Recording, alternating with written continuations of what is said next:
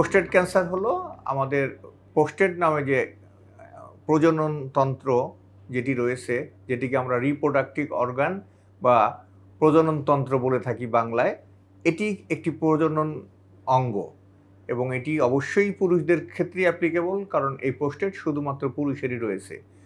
আমি যদি বলি তাহলে বলতে হয় প্রোস্টেট ক্যান্সার এই পুরুষদের প্রজনন তন্ত্র, যেটি আমাদের ইউরিনারি ব্লাডার বা মূত্রথলি এর নিচে ছোট্ট একটি গ্ল্যান্ড, এটিকে প্রোস্টেট গ্ল্যান্ড বলে। এই গ্ল্যান্ড থেকে যে ক্যান্সার উৎপত্তি হচ্ছে সেটিই প্রোস্টেট ক্যান্সার। যেই কারণগুলো রয়েছে, এটি ১ নম্বর হচ্ছে জেনেটিক কারণ।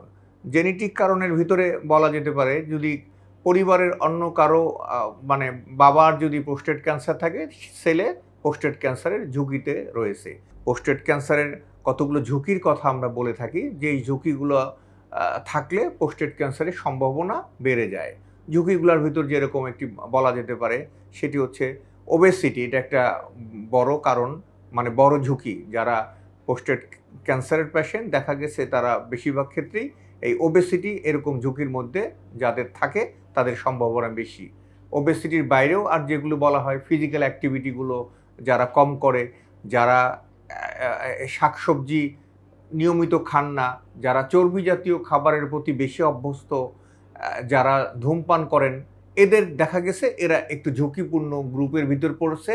এই জাতীয় ঝুঁকি থাকলে প্রোস্টেট ক্যান্সারের সম্ভাবনা বেড়ে যায়। বাট বলাই যেতে পারে যে প্রোস্টেট ক্যান্সার অন্যান্য ক্যান্সারের মতো জেনেটিক কারণটাই প্রধানত।